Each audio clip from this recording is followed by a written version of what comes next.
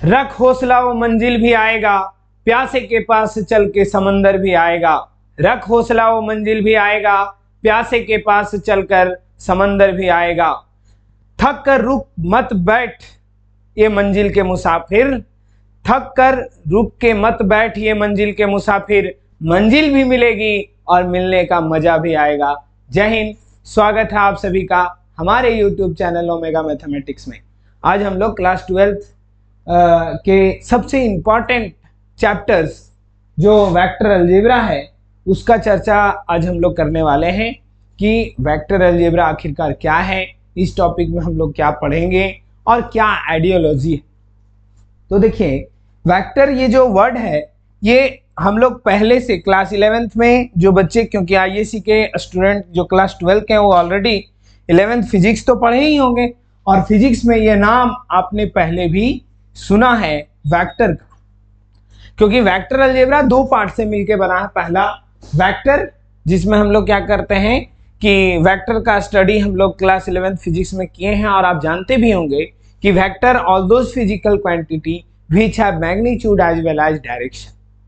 नहीं, अब magnitude as well as direction की आवश्यकता क्यों है ये बात भी आप जानते हैं, क्योंकि देखिए बहुत ऐसे क्वांटिटीज हैं, बहुत ऐसे फिजिकल क्वांटिटीज हैं, यानी बहुत सारे ऐसे टर्म्स हैं जिसको केवल मैग्नीट्यूड, केवल उसका वैल्यू जानने से काम नहीं बनता है, बल्कि उसका डायरेक्शन भी देना होता है। ऐसा इसलिए क्योंकि आप एक एग्जांपल मैं आपका देता हूं। Suppose this is the initial position. अगर आपको कहें कि आप 10 किलोमीटर चलिए, ठीक है, आप चल सकते हैं, आपके एनीवे कहीं भी जा सकते हैं, तो मतलब डिस्टेंस की जब बात की हम लोग तो वहां पे डायरेक्शन की कोई आवश्यकता नहीं है। लेकिन जैसे आपने कहा कि 10 किलोमीटर ईस्ट, 10 किलोमीटर ईस्ट, तो हम लोग तो जानते हैं this is east, west, north, south, ये बात पहले से जानते हैं। नहीं, अब जहां हम डायरेक्शन इन्वॉल्व कर रहे हैं तो कहीं ना कहीं वो अलग एक टर्म बन जाता है, ठीक है। तो अगर हम मैग्नीट्यूड के साथ साथ डायरेक्शन का बात करते हैं तो फिर वो जो टर्म्स आता है वो वेक्टर कहलाने लगता है। ये बात तो हम लोग पहले से जानते हैं क्योंकि फिजिक्स में पढ़े हुए हैं। इसके अलावा भी बहुत सारे चीजें पढ़े हैं हम लोग कि आखिरकार कौन कौन फैक्टर्स है, वेक्टर में हम लोग क्या क्या कर रहे थे वहां पे, यहाँ तक कि वेलोसिटी, एक्सेलरेशन, बहुत कुछ आपने निकाला होगा और पता भी क्या होगा कि this is all are the vector quantity. But आखिरकार क्लास 12 के मैथमेटिक्स में वेक्टर अलजेब्रा क्यों पढ़ाया जा रहा है भाई? तो देखिए, ऐसा नहीं है, भले 11th क्लास में आपने पहले वेक्टर का नाम सुन लिया है, लेकिन फिजिक्स में जो वेक्टर्स का वर्क आप करते हैं वो कहीं ना कहीं मैथमेटिक्स का देन है। जब मैथमेटिक्स में सारी कहानियां को पढ़ा गया, क्योंकि अलजेब्रा, देखिए ये वर्ड आपका सुना हुआ है, ये वर्ड आप स्कूल से सुनते आ रहे हैं, 7, 8, 9 जी, कहीं भी 10th में भी हमारा बहुत सारा टॉपिक था। तो आखिरकार अलजेब्रा में आप करते क्या थे, थोड़ा सा याद करने का प्रयास करिए, आप अपने माइंड को रिकॉल करिएगा, आपको कहीं ना कहीं वो सारी बातें रिकॉल हो जाएंगी कि हम लोग अलजेब्रा में स्टार्टिंग में प्लस माइनस, डिजिट्स का प्लस माइनस सीख रहे थे, मल्टीप्लीकेशन डिवीजन की बात कर रहे थे, उसके प्रॉपर्टीज की एनालिसिस किए कि आखिरकार एडिशन में किस किस तरह से नंबर्स प्रॉपर्टी वाइज खेलता है, कम्यूटेटिव लॉ, एसोसिएटिव लॉ, मतलब क्लोजर लॉ, मतलब दो नंबर को जोड़ेंगे तो उसी में आएगा, दो नंबर को गुना करेंगे तो उसी में आएगा। अगर हमारे पास दो नंबर है तो ऐसे अगर आप दो नंबर को एक साथ रखते हैं 3 3 को और फिर बाद में 2 सेट करते हो रिजल्टिंग, ये सारी बातें आपको पता है। मतलब अलजेब्रा में हम लोग अल्टीमेटली एडिशन, मल्टीप्लीकेशन, सब्सट्रैक्शन की बात हम करते हैं एंड डिवीजन विथ वेरिएबल, क्योंकि जैसे जैसे आप अपर क्लास में आए, पिछला अगर क्लास 10 की बात किया जाए तो 3x + 4y is equals to 5, this is the linear equation. And अगर एक और इक्वेशन आपको दिया जाए 4x - 3y is equals to 6, we can solve this. Algebra में हम लोग यही सब काम करते हैं। तो आखिरकार वेक्टर में अलजेब्रा इंक्लूड होने का मकसद यही है कि आपको अगर वेक्टर क्वांटिटी पता है, वेक्टर्स पता है, तो क्या दो वेक्टर को जोड़ सकते हैं, क्या दो वेक्टर को घटा सकते हैं, क्या दो वेक्टर को मल्टीप्लाई करेंगे तो आउटपुट क्या मिलेगा। क्या ऐसा संभव है कि दो वेक्टर को मल्टीप्लाई करने से कभी स्केलर भी मिल सकता है? मतलब अगर दो वेक्टर को प्रोडक्ट लिया जाए और रिजल्ट इन जो क्वांटिटी बनेगा वो क्या स्केलर भी हो सकता है या वेक्टर मिलेगा? स्केलर का कहने का मतलब केवल मैग्नीट्यूड, डायरेक्शन की जरूरत वहां पे नहीं पड़ेगा। क्या दिस इज पॉसिबल? अगर ये सब बातें का चर्चा आप क्लास 11 में नहीं किए तो यहाँ पे डिटेल से हम लोग करेंगे क्योंकि ये हमारा टॉपिक बहुत ही इंपॉर्टेंट है। अब ये खुद में इंपॉर्टेंट तो है ही, ठीक है, मानते हैं 3 मार्क्स का क्वेश्चन, एक शॉर्ट आंसर क्वेश्चन, 2 नंबर का, एक नंबर का आने का चांसेस हर एक बोर्ड में है, चाहे वो सीबीएसई हो चाहे जैक हो। लेकिन ये सबसे इंपॉर्टेंट रोल अदा करता है जो इसके बाद वाला संपूरक चैप्टर है 3 डायमेंशन। मतलब जैसे वेक्टर आप पढ़े तो 3 डायमेंशन तुरंत पढ़ना है, क्योंकि एक दूसरे से कोरिलेट है। 3 डायमेंशन पढ़ने के लिए आपको वेक्टर अलजेब्रा आना ही चाहिए, नहीं तो बहुत बड़ा दिक्कत हो जाएगा। खैर ज्यादा चर्चा हम यहाँ नहीं करेंगे, नहीं तो आपको लगेगा कि सारा कहानी यहीं पे बता दीजिएगा क्या। चलिए आगे बढ़ते हैं। अब हमारा नेक्स्ट कंटेंट जो है, आखिरकार वेक्टर में हम लोग पढ़ेंगे क्या, वही हम चर्चा कर रहे थे। तो हम लोग देखेंगे सबसे पहले फंडामेंटल, मतलब बेसिक्स, जो चीजें हो सकता है इसमें से बहुत सारे चीजें आपको पता हो, फिर भी रिकॉल करना हम लोग का काम है, क्योंकि जितना ज्यादा दिमाग में रिकॉल होता है वो सारी चीजें जुबान पे उतना ही जल्दी आती है। नेक्स्ट, प्रोडक्ट ऑफ 2 वेक्टर्स, वही बात कि 2 वेक्टर को आखिरकार प्रोडक्ट कैसे करेंगे।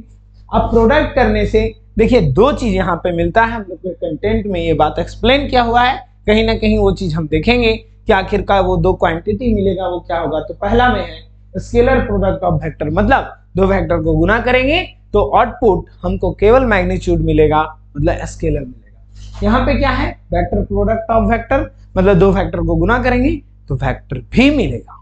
दिस इज ऑल्सो पॉसिबल, और दोनों का मीनिंग अलग है, ठीक है। और जाहिर सी बात है आप खुद समझ सकते हैं कि भैया स्केलर मिलना और वेक्टर मिलना कितना डिफरेंस है ये बात। तो इसका यूज आखिरकार रियल लाइफ में है या नहीं वो भी हम लोग देखेंगे, क्योंकि एरिया बॉन्डेड, जैसे एरिया निकालने के लिए आप ट्रेंगल में देखें, क्या वेक्टर के मदद से भी एरिया ट्रेंगल का निकलता है, पैरेललोग्राम का निकलता है, ये सारी चीजें देखना है। साथ ही साथ अगर मान लीजिए किसी चीज का प्रोजेक्शन किसी के अलोंग निकालना हो, मान लो कोई व्यक्ति इधर जा रहा है, कोई व्यक्ति इधर जा रहा है, अगर हम इस व्यक्ति का प्रोजेक्शन इसके अलोंग निकालना चाहते हैं, क्या दिस इज पॉसिबल? नहीं। प्रोजेक्शन का मतलब है कंपोनेंट, या फिर आप ये बोल सकते हैं कि छाया, नहीं शैडो, मतलब इस व्यक्ति का शैडो इस पे, ऐसा बात कर रहे हैं। तो खैर वो सारी बातें हम लोग टॉपिक्स में, यहाँ पे तो इंट्रोडक्शन है, ट्रेलर सुने है ना, नाम पिक्चर देखते होंगे तो पहले ट्रेलर आता है, तो एक तरह से क्या कंटेंट आपका एक ट्रेलर है, आपके माइंड में सेट रहेगा कि नहीं दिस ये सारी चीजें को हम लोग को देखना है। नेक्स्ट है product of 3 vectors. Present syllabus के पॉइंट ऑफ व्यू से, एनसीईआरटी के पॉइंट ऑफ व्यू से अभी फिलहाल ये जो टॉपिक है आपको नहीं पढ़ना है, लेकिन आप कहिएगा सर आपके कंटेंट में ये चीज क्यों है? ऐसा इसलिए है कि देखिए क्या है कि कुछ बेसिक चीजें आपको पता होनी चाहिए। क्यों? कि जैसे हम लोग 2 into 3 सीख जाते हैं स्कूल में, 6 तो बोल देते हैं, 2 नंबर का मल्टीप्लीकेशन, तो क्या बच्चा को 3 नंबर का मल्टीप्लीकेशन अलग से सिखाने की जरूरत नहीं होता, क्योंकि वो अंडरस्टूड कर लेता है कि सर अगर आपको ऐसा कह दें कि 2 into 3 into 5, आप बोलिएगा सर कोई दिक्कत नहीं, 6 कहिए फिर 5 कहिए, नाउ दिस इज 30, ठीक है। अगर इसी को हम ऐसा कहते 2 into 3 into 5, तो 3 का मल्टीप्लीकेशन, तो बात वही है, थोड़ा सा पढ़ने का तो क्या करेंगे हम लोग बेसिक नॉलेज ले लेंगे, ताकि ऐसा ना हो कि कभी इस तरह से कह के दे दिया और आपको बोला कि एक वो समझिए दूसरा समझिए। प्रोडक्ट तो आपको करना है, क्योंकि आपको 2 के लिए क्या होता है, कभी कभी कंपटीशन में थोड़ा बहुत 19-20 कर देता है, भले सिलेबस से हटा दिया लेकिन आपको पूछ सकता है, इसलिए बेसिक नॉलेज हम इसका भी लेंगे। फिलहाल आज के क्लास में हम लोग फंडामेंटल को शुरू करने वाले हैं, है ना। फिर प्लेलिस्ट के माध्यम से धीरे धीरे करके हम लोग सारे लेक्चर्स को करेंगे। आप हमारे चैनल पे बने रहेंगे, गारंटी है मेरा कि आपको हर एक टॉपिक वेक्टर अलजेब्रा में कहीं कंफ्यूजन नहीं रहने देंगे। अगर कहीं रहता भी है, अगर आपको लगता है कि नहीं सर हमको इसमें दिक्कत है, आप कमेंट बॉक्स में कमेंट करेंगे, आपको उसका सॉल्यूशन क्विकली दिया जाएगा। फिलहाल टॉपिक पे आते हैं। हमारा टॉपिक सबसे पहला है स्केलर एंड वेक्टर, ऑलरेडी आप जानते हैं, फिर भी हम लोग राइट डाउन कर लेंगे। नहीं, scalar is what, now this is scalar. Scalar क्या है लिख लेते हैं हम लोग, ऑल दोज क्वांटिटीज। स्केलर को पहले डिफाइन कर लेते हैं, ठीक है। All those quantities which have only magnitude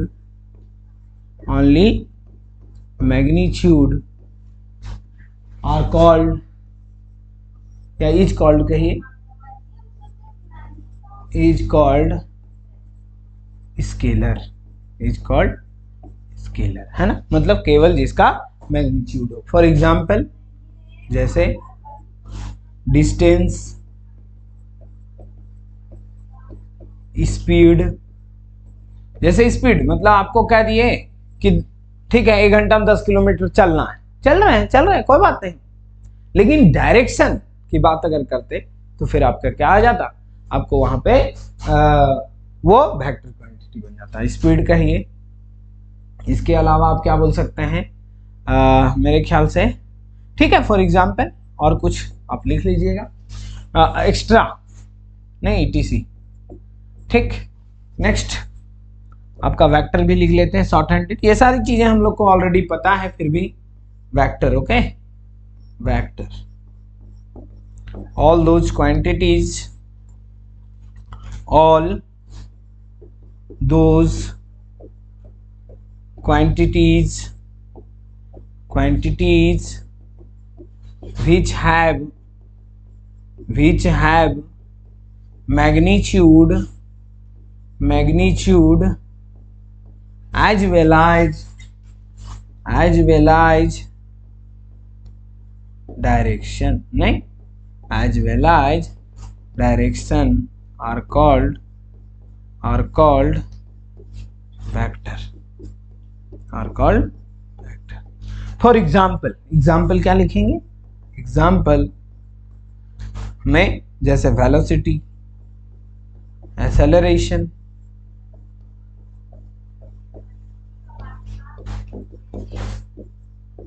etc, ठीक, ये सारी चीजें आप राइट डाउन कर लीजिए, है ना, कहीं कोई दिक्कत की विषय तो नहीं है, ओके।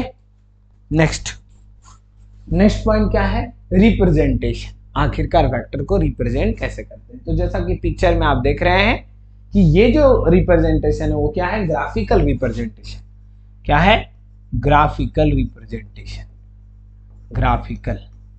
अब देखो ग्राफिकल में होता क्या है, आप देखिएगा कि एरो से रिप्रेजेंट, क्योंकि डायरेक्शन देना होता है। जैसे मान लीजिए कि ये पॉइंट आपका इनिशियल पोजीशन पे आप ए पे हैं, फाइनल पोजीशन पे बी पे पहुंचे, तो क्या हुआ कि ये जो डायरेक्शन आप दिखा रहे हैं हेड और टेल, मतलब जहां इनिशियल पोजीशन होगा उसको टेल बोलेंगे, फाइनल पोजीशन को हेड। दूसरी बात, आप जितना डिस्टेंस कवर करते हैं, जितना लेंथ है, वो उसका मैग्नीट्यूड हो जाएगा, नहीं, उसका क्या हो जाएगा, मैग्नीट्यूड, मतलब length is directly proportional to magnitude, जितना लेंथ बड़ा मैग्नीट्यूड उतना बड़ा, नहीं, ठीक है। और डायरेक्शन तो है, मतलब जैसे अगर ग्राफिकल रिप्रेजेंट करना है तो ए बी अगर कोई वेक्टर है, ए बी कोई वेक्टर है, तो हम लोग क्या करेंगे, उसके ऊपर एरो दे देंगे, क्या करेंगे, उसके ऊपर एरो दे देंगे। इससे ये पता चला कि ये वेक्टर क्वांटिटी, जैसे एरो दिए, जैसे सी डी कोई वेक्टर है उसके ऊपर कैप एरो दे देना। हाँ, कभी कभी देखिए मैथमेटिक्स हम लोग पढ़ रहे हैं, अब यहाँ सैम्बल्स का खेल बहुत इंपॉर्टेंट है। कभी ऐसा होगा जैसे ऐसा लिखा हुआ है वेक्टर ए, हम लोग अगर वेक्टर ए बोले तो क्या बोलना है, ऊपर एरो दे देना है ना, उससे क्या हो जाएगा कि हमको ये पता चला this is a vector quantity. यानी कभी कभी ऐसा हो सकता है कि इनिशियल और फाइनल पोजीशन वर्ड ना भी बोलता है, डायरेक्ट बोल दिया this is a vector A, तो आपको उसके ऊपर क्या करना, एक एरो दे देना है। साथ ही साथ क्या करना है कि जैसे कभी वेक्टर एम बोला तो ऐसे दे दीजिए। एक बात और यहाँ क्या लिखेंगे, ये सैम्बल हो गया, ग्राफिकल तो ये हो गया, नाउ दिस इज सैम्बल, ये क्या है, सैम्बल हो गया, क्या हो गया, सैम्बल, दिस इज सैम्बल। और मैथमेटिक्स में जो वेक्टर अलजेब्रा पढ़ेंगे उसमें सैम्बल का इंपॉर्टेंस है। एक बात और लिख लीजिए कि लेंथ जो है वो डायरेक्टली प्रोपोर्शनल है किसका, length is directly proportional to magnitude, magnitude, ठीक है, ये बात लिख लीजिए, राइट डाउन, नहीं, सो यहां तक में कहीं कोई समस्या, कोई परेशानी नहीं, आगे बढ़े। नेक्स्ट अब आते हैं, देखिए वही बात है जो आपने वेक्टर और स्केलर पढ़ा है, तो यहाँ पे क्या कर रहा है, क्लासिफिकेशन ऑफ फॉलोइंग मेजर्स, कुछ मेजर्स दिए हुए हैं, उसमें से आपको ये बताना है कि कौन सा मेजर जो है आपका स्केलर है और कौन सा मेजर वेक्टर है। तो जैसे पहला लिखा हुआ है 10 kg, क्या लिखा हुआ है, 10 kg, देखिए 10 kg लिखा हुआ है ना, 10 केजी, केजी का मतलब मास को बता रहा है। किसको बता रहा है? मास। तो देखिए जहां मास की मतलब 10 केजी 100 केजी, यार डायरेक्शन का कोई जरूरत नहीं, ऐसा थोड़ी बोलेंगे कि 10 केजी इस डायरेक्शन में, ऐसा तो बोलना नहीं है। इसका मतलब क्या हुआ कि केजी क्या हो जाएगा, पहला का आंसर क्या हो जाएगा, दिस इज स्केलर। क्या है? This is scalar. Okay, this is scalar, तो स्केलर हो जाएगा पहला का। दूसरा क्या है? दूसरा हमारा है 2 मीटर्स नॉर्थ वेस्ट। कितना बढ़िया बोला, 2 मीटर नॉर्थ वेस्ट। मतलब देखिए अब आपको ईस्ट वेस्ट नॉर्थ साउथ पहले बताए थे, अभी चर्चा किए थे ना कि ईस्ट वेस्ट नॉर्थ वेस्ट। तो ईस्ट हो गया, वेस्ट हो गया, नॉर्थ साउथ, इतना बात है, ये पहले से आप जानते हैं। तो यहां बोला क्या, 2 मीटर्स नॉर्थ वेस्ट, मतलब नॉर्थ वेस्ट इधर हो गया ना, इस क्वाड्रेंट में कितना जाना है भाई, 2 मीटर। 2 मीटर देखिए, लेकिन किस दिशा में, ये बात मतलब आपको यहाँ क्या हो रहा है, डायरेक्शन की भी बात हो रही है, डायरेक्शन की भी बात हो रही है और मैग्नीट्यूड की भी बात हो रही है।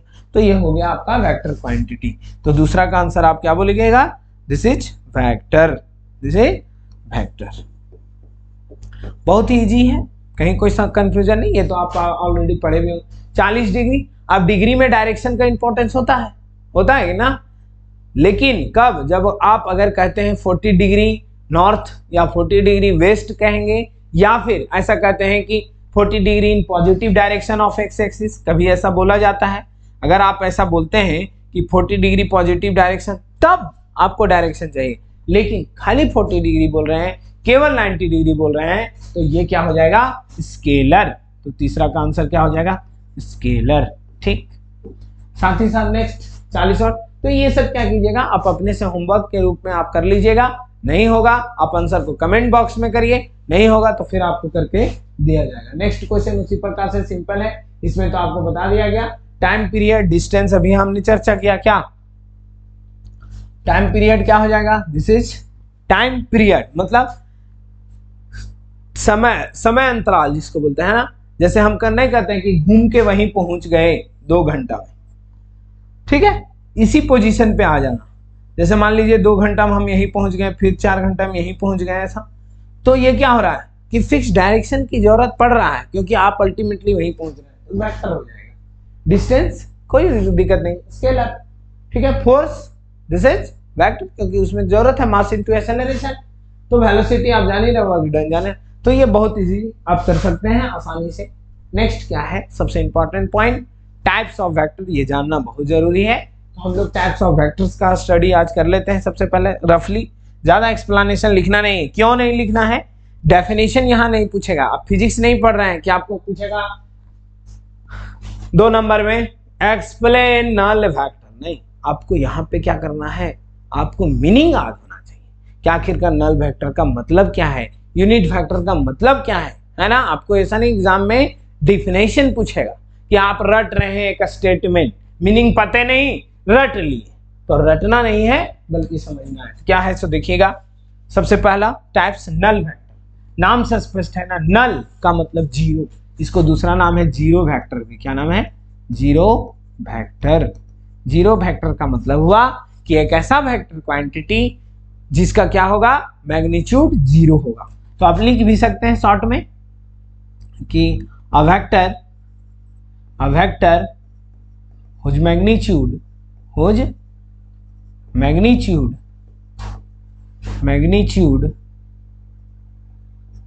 is zero।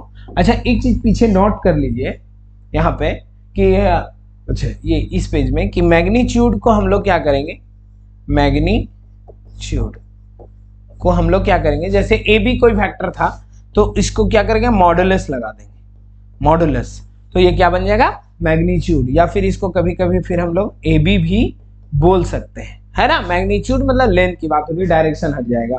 और अगर वेक्टर ए रहा तो we can write this A, है ना, मतलब मॉड ऑफ ए, मतलब क्या लिखेंगे, this is A, okay, only A. ठीक, तो इस बात को नोटेट कर लिए हम लोग, कहीं कंफ्यूजन नहीं रहेगा उस हिसाब से। तो vector whose magnitude is zero, that is zero vector को हम लोग क्या करेंगे, जैसे जीरो के ऊपर एरो दे दिए, कभी कभी एरो नहीं रहता, ऐसे रहेगा तब भी हमको वेक्टर ही समझना है, बहुत सारे बुक्स ऐसे ही लिखते हैं, है ना। तो देन ये जीरो वेक्टर इसलिए है क्योंकि एज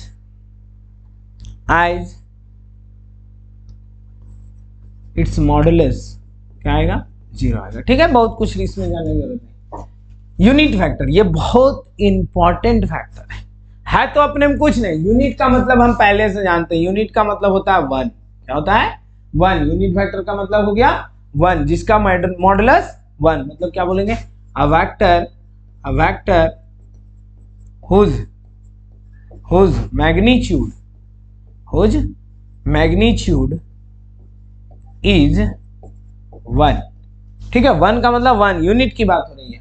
दैट इज, कहने का मतलब है कि अगर हम ऐसा कहते हैं A B is unit factor, A B is unit factor अगर कहते हैं, यूनिट फैक्टर अगर कभी बोलेंगे तो ये समझना है, देन आप ये समझेंगे कि ए बी का मैग्नीट्यूड जो बनेगा वो क्या बनेगा, वन बनेगा। इसीलिए क्या है कि यूनिट फैक्टर को स्पेशल सिंबल से रिप्रेजेंट किया जाता है। क्या किया जाता है, एरो ना देके बल्कि उसके ऊपर कैप दे देते हैं। इट इज रिप्रेजेंटेड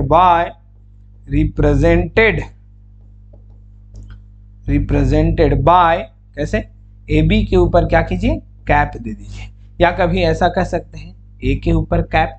जैसे कैप चढ़ा दिए मतलब हमको ये समझना है कि ये क्या है, यूनिट फैक्टर है, इसका मैग्नीट्यूड क्या होगा, वन होगा। अच्छा, सबसे इंपॉर्टेंट बात यहाँ पे क्या है, इसमें एक चीज को आप कर सकते हैं, सबसे इंपॉर्टेंट प्रश्न भी बनता है, वो प्रश्न हम लोग करेंगे भी, ज्यादा फिर से एक्सप्लेन करेंगे हम लोग, लेकिन फिलहाल हम इस प्रश्न के ऊपर आते हैं कि वो प्रश्न क्या है। जैसे मान लीजिए आपको एक सवाल कहा जाए, कोई वेक्टर दिया हुआ है इस दिशा में, ठीक है, वेक्टर ए, ये क्या है, एक वेक्टर है, ठीक, ओके। अब अगर हम बोले कि find a vector in the direction of vector A but it is unit vector, मतलब find a unit vector in the direction of vector A, मतलब आपको वेक्टर ए के ही डायरेक्शन में यूनिट वेक्टर निकालना है।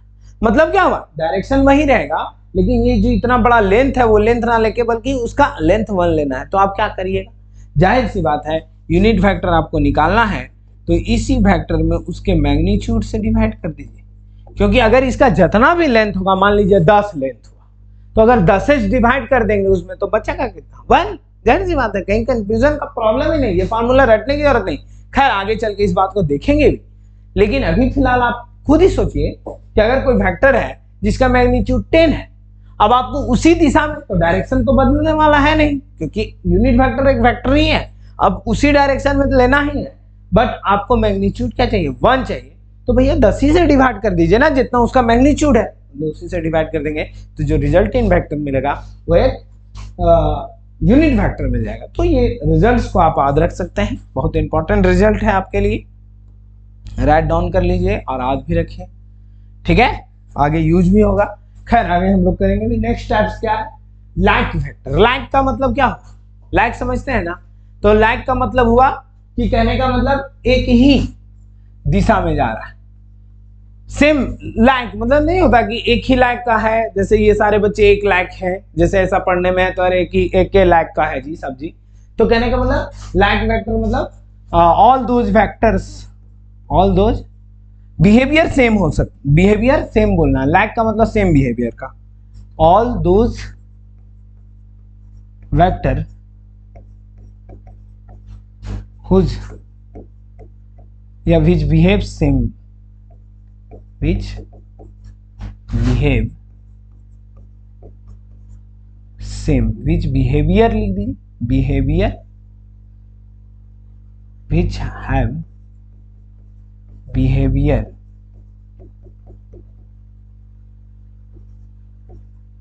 same, ठीक, ये बात हो गया। नेक्स्ट क्या है, इक्वल। इक्वल का मतलब हो गया बराबर। अब बराबर का मतलब आप समझते हैं, हाँ, बराबर का मतलब पूरा तरीका से, डायरेक्शन वो सेम हो और मैग्नीट्यूड वो बराबर, मतलब क्या कहेंगे, ऑल दोज, या यहां से लिखते हैं ऑल दोज, या ऐसा कहिए two vectors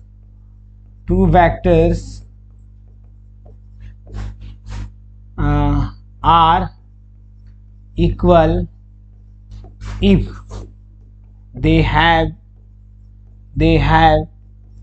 same direction and as well as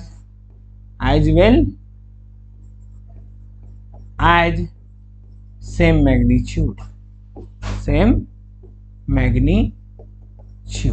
देखिए यहाँ पे लाइक वेक्टर और इक्वल वेक्टर में अंतर क्या हो? लाइक का मतलब देखिए एक ही डायरेक्शन है, ठीक है, एक ही दिशा में जा रहा, लेकिन भैया लेंथ क्या वहां पे कोई जरूरत नहीं है, लेकिन इसमें इक्वल में आपको मैग्नीट्यूड भी सेम होना चाहिए, मतलब बराबर है तो बराबर, ऐसा इक्वल, ठीक। कहीं कोई दिक्कत की विषय है क्या?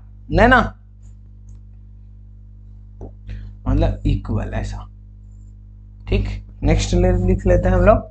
नेक्स्ट पॉइंट क्या बोल रहा है? Negative vector. नेगेटिव का मतलब देखिए बात वही, जैसे हम जितना एने गए उतना जैसे नहीं होता, नेगेटिव वर्ड आप पहले सुने होंगे ना, ऋणात्मक नंबर क्या होता है? जैसे मान लीजिए हम आपसे 5 रुपया कर्जा ले तो ऋणी हो गए, मतलब हमारे पास क्या है? -5।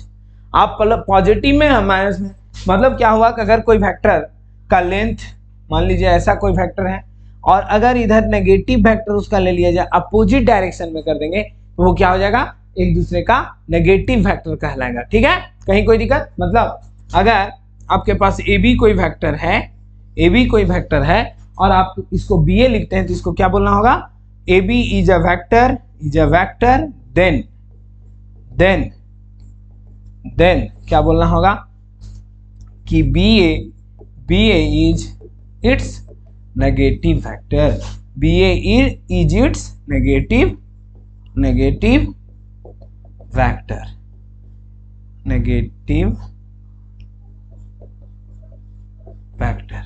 अच्छा एक चीज आप वहां पढ़े हैं ना स्कूल में कि 3 और का नेगेटिव -3 होता है, बराबर कब होगा? माइनस इंटू -3 कहिएगा, नहीं? मतलब यहां पे ये हुआ कि आप ए बी को क्या लिखिएगा? माइनस ऑफ बी ए, बहुत इंपॉर्टेंट बात, ठीक है। मतलब this is A, this is B, तो यहां से क्या हुआ? तो पोजीशन आपका वही है बी और ए, बट आपको क्या करना है? जस्ट माइनस लगा देना है। कहीं को दिक्कत? Next collinear. लीनियर समझते हो? लीनियर का मतलब स्कूल में पढ़े हो ना क्या? जिसका अब स्कूल में तो लीनियर अलजेब्रा में यूज किया होगा, डिग्री 1 होना चाहिए।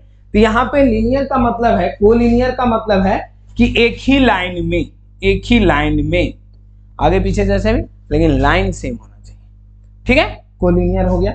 नेक्स्ट कोप्लानर का मतलब देखो एक ही लाइन में तो कैसी भी हो सकता है, ऊपर एक है, मान लीजिए एक यहाँ पे कोई वेक्टर है, मान लीजिए एक वेक्टर नीचे ले लीजिए, तो भी क्या हुआ? कोलिनियर ही कहलाएगा ये, बट कोप्लानर नहीं होगा।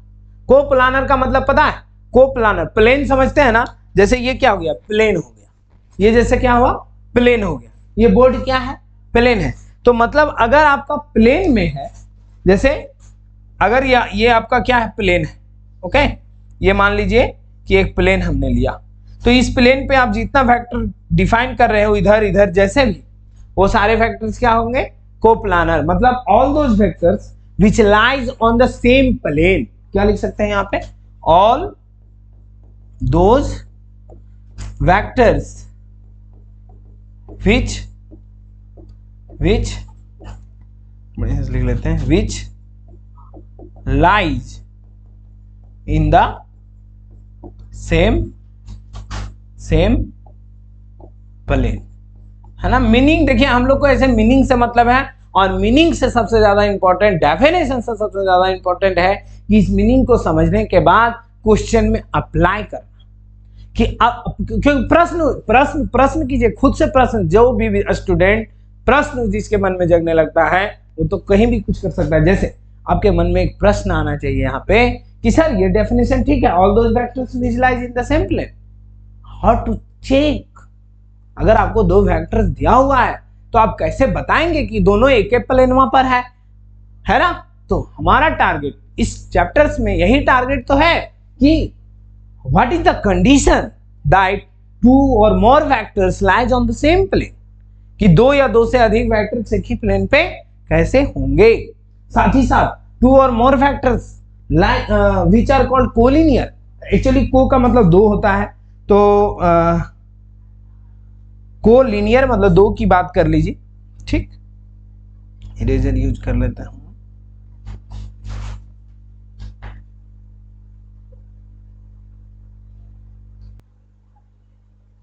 हाँ, क्या है कोलिनियर? देखिए कोलिनियर टू और मोर भी हो सकता है, लेकिन यहाँ पे कोलिनियर का मतलब है ना, जैसे एक लाइन, लिनियर का मतलब आप समझ रहे होगे, एक लाइन, मान लीजिए एक फिक्स्ड लाइन आपने लिया, फिक्स्ड लाइन लिया, फिक्स्ड लाइन आप लिए, तो क्या है, इस लाइन के पैरेलल जितना वेक्टर होंगे ना, क्या पैरेलल, क्या लिख सकते हैं इसको, डेफिनेशन ऐसा लिख लीजिए, क्योंकि हम हो सकता है कि आपका दिमाग से हट जाए, तो डेफिनेशन ऐसा लिख लीजिए, to or more vectors, two or more vectors which are parallel to the same line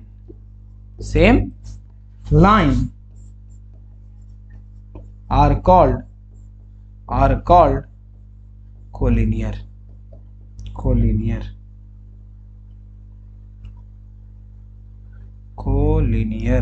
क्या बोलेंगे, कोलिनियर। ठीक, अच्छा एक चीज ध्यान दीजिएगा, कोलिनियर मतलब जैसे मान लीजिए एक फिक्स लाइन आपने लिया, तो इसके डायरेक्शन में अब इधर भी हो सकता है इधर, लेकिन पैरेलल होना चाहिए।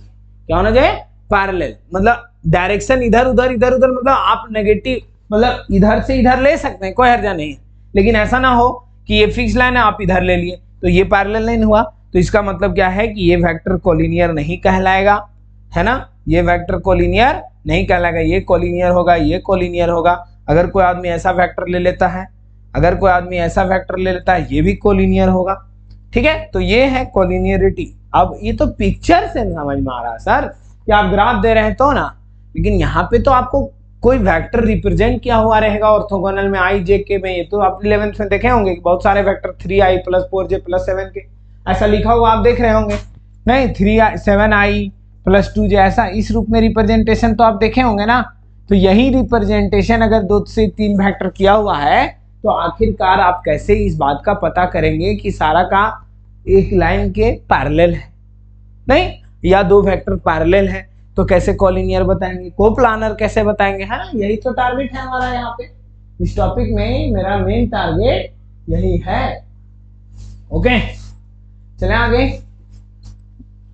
नेक्स्ट टॉपिक क्या है, नेक्स्ट टाइप्स को-इनिशियल, यही लिखा हुआ को-इनिशियल, बहुत इंपॉर्टेंट पॉइंट, बहुत इंपॉर्टेंट टाइप। को-इनिशियल का मतलब देखिएगा कि वैसा वेक्टर जिसका इनिशियल पॉइंट, जैसे कोई वेक्टर है आपने लिया, कोई वेक्टर आपने लिया, 2 वेक्टर आपने लिया, और दोनों वेक्टर का, जैसे ये वेक्टर ए है, एक वेक्टर बी है, इन दोनों का जो क्या था, एक हेड, इसको हेड बोल रहे थे और इसको टेल आ गया।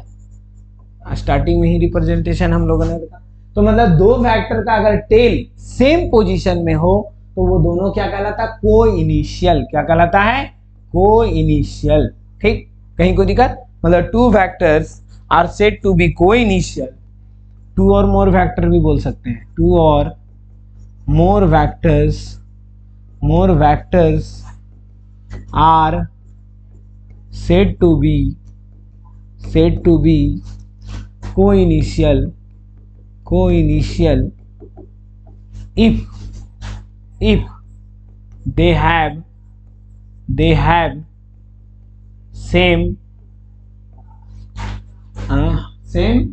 tail या सेम इनिशियल पोजीशन भी बोल सकते हैं, इनिशियल पोजीशन, या फिर आप ऐसा कहिए कि सेम टेल।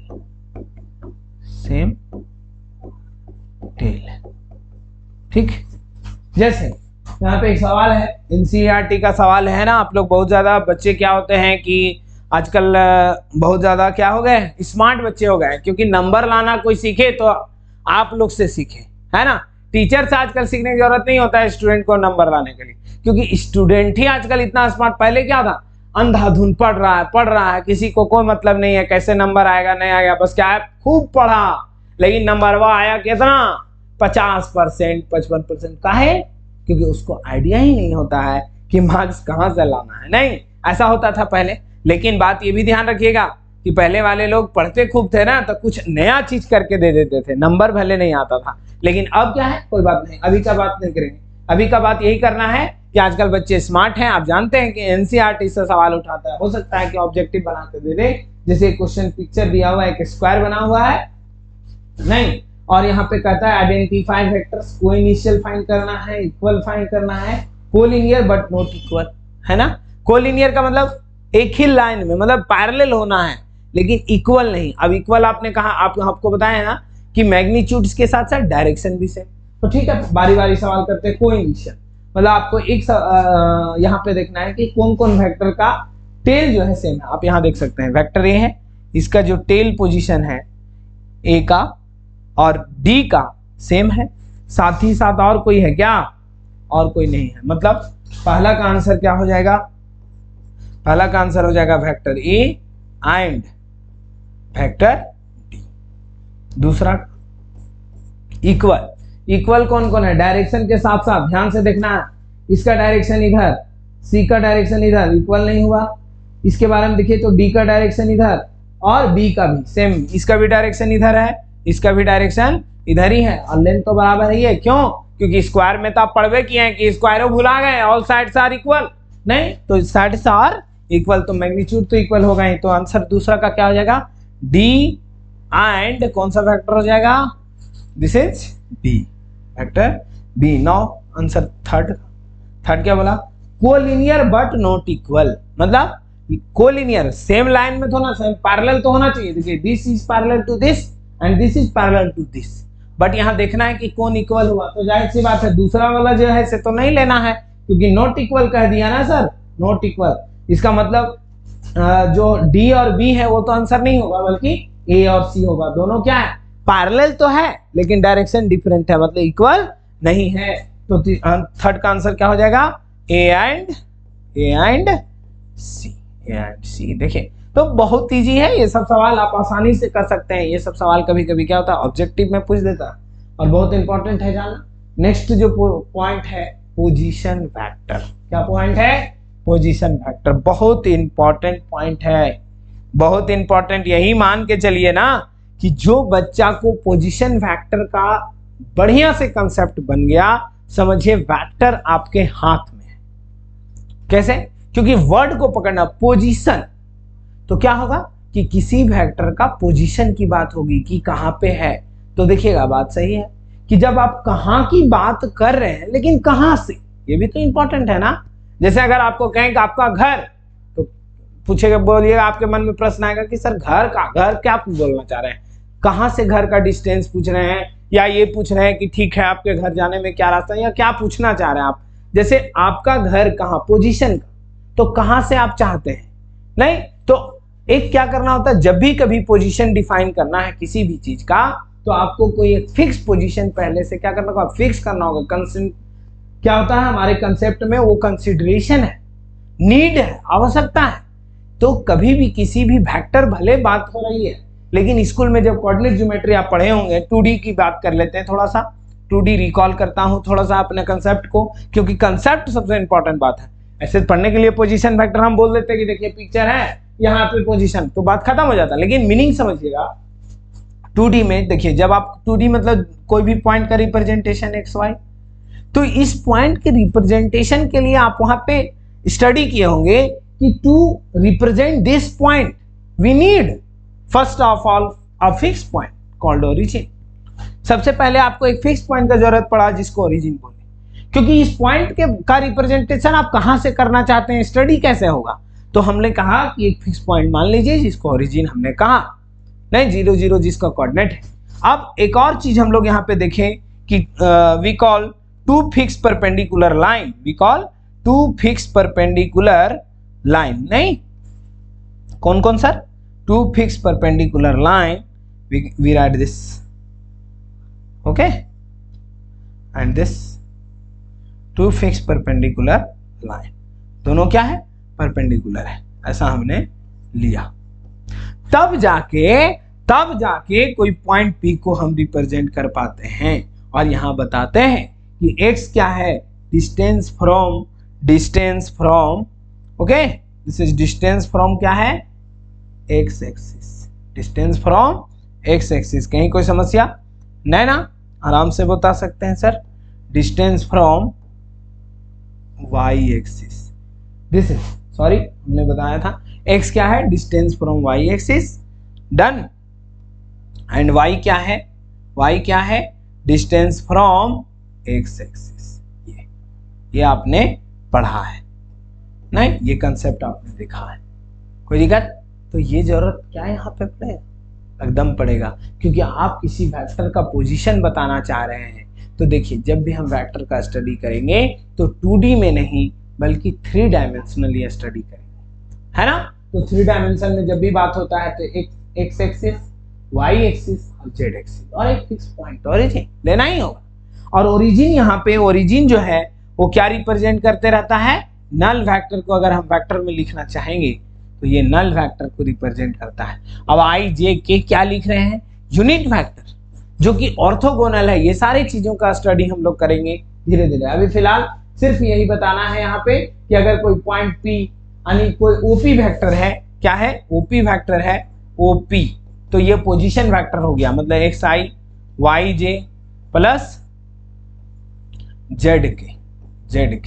मतलब आप ये बोल सकते हैं कि अगर किसी भी वेक्टर का उसके पोजीशन को रिप्रेजेंट करना है तो हम लोग उसको पोजीशन वेक्टर से रिप्रेजेंट करते हैं। कभी कभी ऐसा भी होता है, वो एक कोई वेक्टर है, वेक्टर ए का पोजीशन बी का ऐसा सी, मतलब वो लगा देना है। अगर वेक्टर ए का पोजीशन वेक्टर यूज हो गया मतलब ओरिजिन के साथ फिक्स बोलना है, हमेशा बोलना है ओरिजिन के साथ। अगर हम बात करते हैं कि वेक्टर, अगर बोले पोजीशन वेक्टर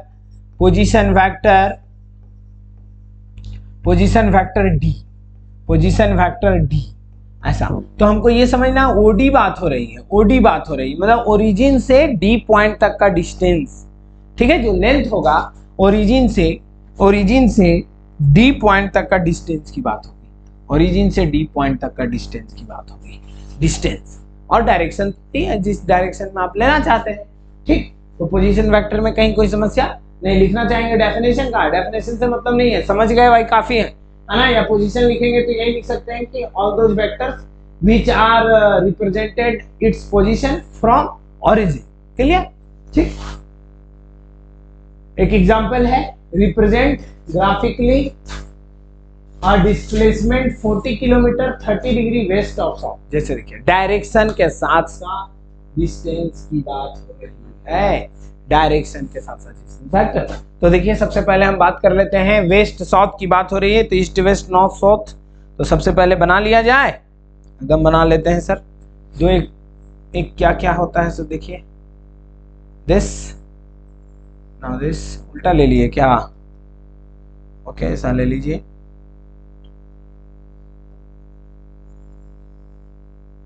ठीक है, एक y एक्सिस और दिस इज x एक्सिस। यहाँ पे नोटिस कर लेते हैं हम लोग क्या क्या, हमारा ईस्ट वेस्ट नॉर्थ साउथ।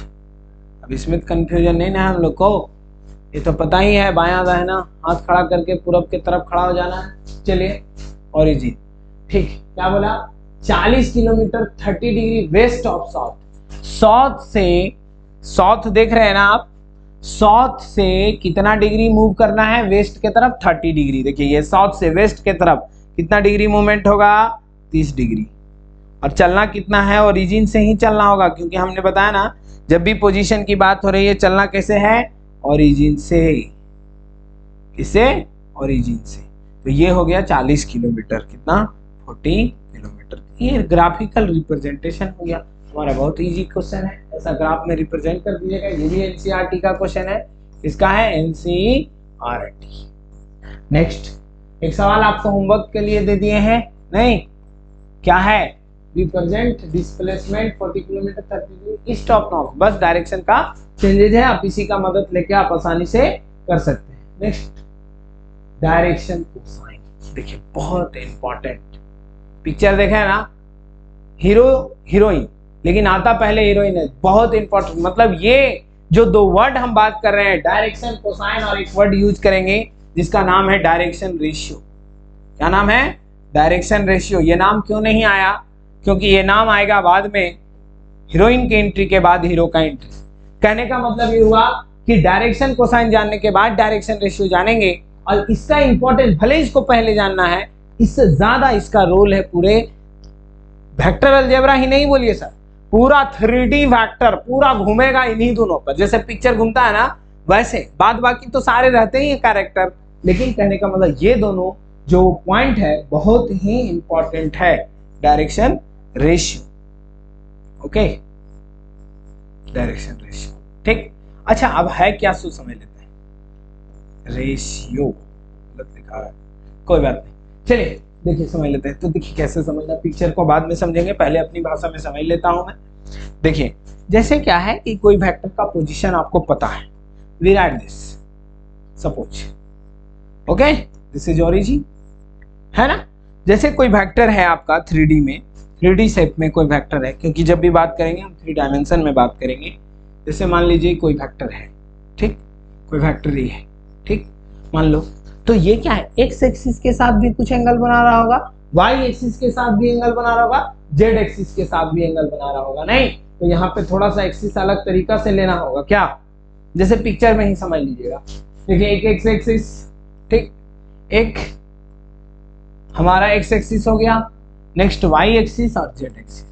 अब वो वेक्टर एक्स एक्सिस के साथ कुछ एंगल बनाएगा, वाई एक्सिस के साथ कुछ एंगल बनाएगा। मान लीजिए कि ये वेक्टर हमने लिया आर, कोई वेक्टर आर लिए हैं, ये हमारा देखिए कुछ ऐसा पिक्चर बनाया हुआ है, कुछ ऐसा पिक्चर, यहाँ पे पिक्चर थोड़ा सा क्या हुआ कि गलती बन गया, नहीं देख लीजिएगा, एक मिनट, ओके, थोड़ा सा पिक्चर फिर से बनाने का प्रयास करते हैं। ये हो गया, उल्टा हो गया, फिर से दिस, यहां से क्या करते हैं, नेक्स्ट दिस एंड दिस, ठीक। अब देखिए समझने के लिए क्या है कि डायरेक्ट नहीं पिक्चर समझा जाता, इंटरेस्ट नहीं आता है टॉपिक पे, मैथ से पढ़ रहे हैं। एक क्या ले लिए, एक्स एक्सिस, नाउ वहां पे जैसा है वैसे ही ले लेते हैं, एक्स एक्सिस, वाई एक्सिस और ये जेड एक्सिस, तीनों एक्सिस ले लिए। यहाँ ऐसा इसलिए दिखाया गया क्योंकि ये 2 डायमेंशन बोर्ड है ना, 3 डायमेंशन तो है नहीं। अच्छा, अब हम कोई वेक्टर ले लिए, क्या किए, कोई वेक्टर हमने लिया, कोई वेक्टर हमने लिया, सपोज वेक्टर ए, क्या किए, suppose we write this vector A, ये वेक्टर हमने लिया, ये वेक्टर ए। अब देखिए ये जेड एक्सिस के साथ, एक्स एक्सिस के साथ कुछ एंगल बनाएगा, मान लीजिए अल्फा एंगल बनाया, वाई एक्सिस के साथ कुछ एंगल बनाएगा, मान लीजिए कि वो एंगल क्या है, बीटा है, क्या है, बीटा है। और जेड एक्सिस के साथ कुछ एंगल बनाया, मान लीजिए कि वो एंगल आपका जेड एक्सिस के साथ वो एंगल गामा है, क्या है, गामा है। मतलब ऐसा कहिए सर, हमने क्या कहा, हमने कहा कि let alpha beta gamma are angle makes with X axis Y axis and Z axis respectively, Z axis respectively, ठीक। या फिर ऐसा कहिए लेट वेक्टर ए, क्या बोलना अच्छा रहेगा, let vector A, let vector A makes an angle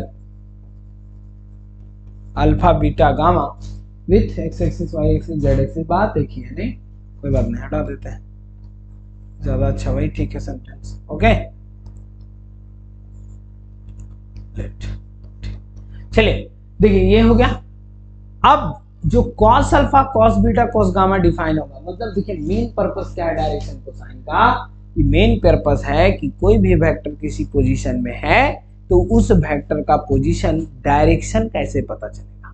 तो मतलब एक्स, क्योंकि अगर हम बात करते हैं तो एक्स एक्सिस के डायरेक्शन में, जिसको हम लोग मान लीजिए कि ईस्ट कह दें वेस्ट कह दें, फिक्स करना तो यहाँ नहीं है, फिक्स तो हम 3 को किए हुए हैं ना, किसको X axis Y axis Z axis को।